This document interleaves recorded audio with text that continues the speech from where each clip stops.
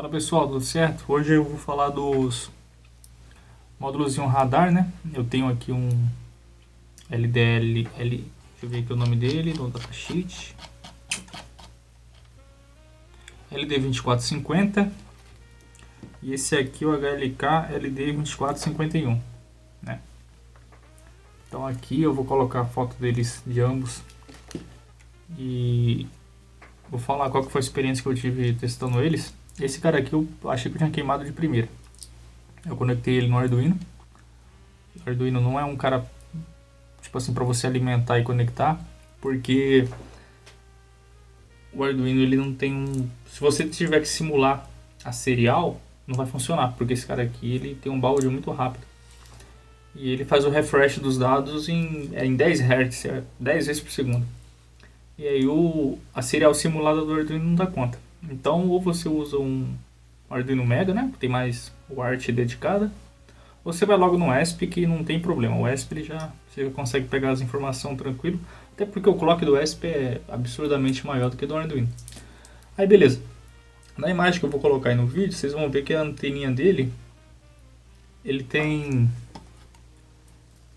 dois quadrados desse na esquerda e 4 na direita, sendo que dois deles estão ligados em trilhas diferentes, tá vendo? Então, qual que é a ideia aqui? Ele é um radar com aquela modulação, não sei se é modulação o nome, FMCW, ele usa chirp para... Como é que fala? Ele usa chirp para conseguir fazer as medidas pelo batimento. Então aqui quando você tem a emissão de uma onda eletromagnética e ela bate no objeto que está aqui, à esquerda do centro do radar, as ondas vão refletir primeiro nesse primeiro quadradinho e depois nesse segundo. Então aqui você vai ter no gráfico dele aqui dentro um sinal crescendo e depois aumentando, né? E se a onda viesse do outro lado, você teria o contrário, né? Quer dizer, você teria a mesma coisa nesse ponto, só que ia chegar primeiro nesse grupo de quadrado aqui, ó, da direita. E aí ele consegue saber em que direção que está, né, o objeto em relação ao centro dele. Isso é bastante interessante. Você vê que o básico dos radar que consegue descobrir o posicionamento sem precisar ter que mover, é uma coisa usada até nesses radares de aviação mais modernos. Esse cara aqui já se parece mais com um radar de carro, é o do Nivus, né, do T-Cross. Se você abrir um radar daquele dali, você vai ter antena desse mesmo formato aqui, ó. E esse cara aqui, ele tem aquela mesma ideia, né, de saber quem é quem, pelo se está na direita ou na esquerda, e ele também tem o se está abaixo ou acima do objeto. Esse aqui é próprio para carro. Próprio para carro, assim, né? O chinês falou, então eu acredito. Esse fiozinho tá quase saindo já. E aqui qual que é a ideia? Esse cara aqui é para 50 metros, e esse cara aqui é para até 8 metros, dizem eles. Os testes que eu fiz, eu liguei ele no SP32, né? Usei uma fonte externa. A fonte externa estava marcando para esse cara aqui 111 ampere, mais 111 miliampere, né?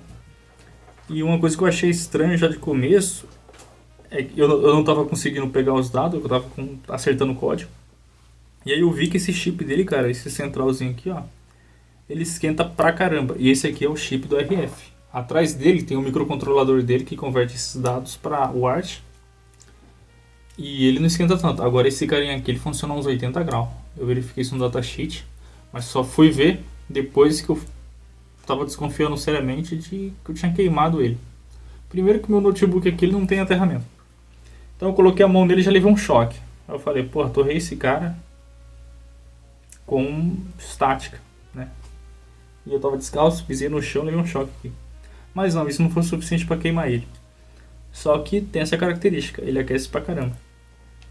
Já esse aqui, em stand-by, ele vai ficar piscando esse LED a cada 1 segundo. E ele consome 0.025 mA. E aí quando você move ele, né, ele identifica um objeto, ele vai para 100 mA. Então esse cara aqui é até mais econômico e mais inteligente do que esse aqui, ó. Beleza? E foi muito louco o teste, porque eu coloquei ele aqui na mesa, né? Mirando pro teto. E aí eu coloquei a fonte de bancada bem do lado dele, para que com que fosse possível eu me esconder atrás da fonte e ficar lá se movimentando e ele não me ver. E assim, quando eu passava da fonte, ele enxergava. Eu vou colocar o vídeo aí. E esse é um dos pontos interessantes dele. É muito sensível, é muito rápido, muito preciso. Os dois são assim. E vai ser muito útil pro robozinho para teste, né? O ponto ruim dele é que eu acho que 0.100 100 mAh eu acho bastante coisa para esse carinha aqui. Ele normalmente fica 130, 120, a média, né? Seria essa daí, 110, 120 mAh. Mas é isso. Esse é o teste que eu vou deixar. Ah, esqueci de falar também. Você faz um código para ler o ART seco, tá? Então ele vai te dar um frame, aquele monte de hexadecimal. E aí o que você faz? O ChatGPT mesmo ele vai interpretar esses dados aí, você consegue colocar em algum gráfico. Eu usei o plotter serial que eu estava sem tempo. E foi o suficiente para ver se ele estava funcionando e ele respondeu certinho. E aí cada valor desse aqui ele vai mudando de acordo com como é que fala? Com o tempo. Se você não se mover, deixar ele parado, ele vai zerar tudo. E quando aparecer algum movimento, ele vai marcar o ID, né, do objeto. Eu tenho até a tabelinha aqui, ó, eu vou colocar aí também. Deixa eu ver aqui. Aqui, ó. As colunas, a gente tem o primeiro, o 0 e o 1, né, o primeiro byte ali, o A e o FF. E ele é o cabeçalho do início do pacote. Ele fala que o pacote de informação está chegando. A coluna 2 e 3, né, que normalmente aqui no meu exemplo era 3 e 00, é o tipo de relatório de detecção do alvo. A coluna 4 e 5 é o tamanho do payload. O 6 é o ID do alvo, que é a quantidade de alvo que ele mede. Acho que ele consegue chegar até 3 objetos, ele consegue identificar. A coluna 7 é o estado do alvo, se ele está em movimento ou se ele está estático. Esse aqui é o mais tranquilo para você trabalhar. Então você, no seu código, você tira toda aquela parte que você não vai usar, que é uma parte bem confusa até, de colunas. Aí você só usa essa coluna aqui da 7. Aí quando você passa a mão na frente, ele marca um valor. E quando você tira a mão e deixa de ter algum movimento na frente dele, ele marca 0. Então é isso. Aí tá as coluninhas. Isso aqui que eu estou falando para vocês, dessa tabelinha e a lista do payload, é o mais baixo nível que você vai operar esse radarzinho. Aí depois no seu código você coloca um gráfico bonitinho, pega só as informações que você precisa e aí você trata elas. Mas o que ele vai te entregar é isso aí, entendeu?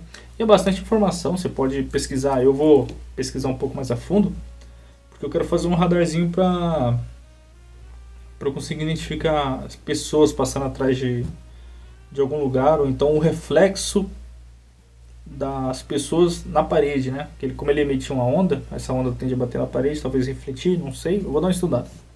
E é isso, beleza? Então eu fico por aqui, fica aí alguns detalhes a mais do vídeo. E é isso aí. Bate-cabeça legal pra esse carinha aqui.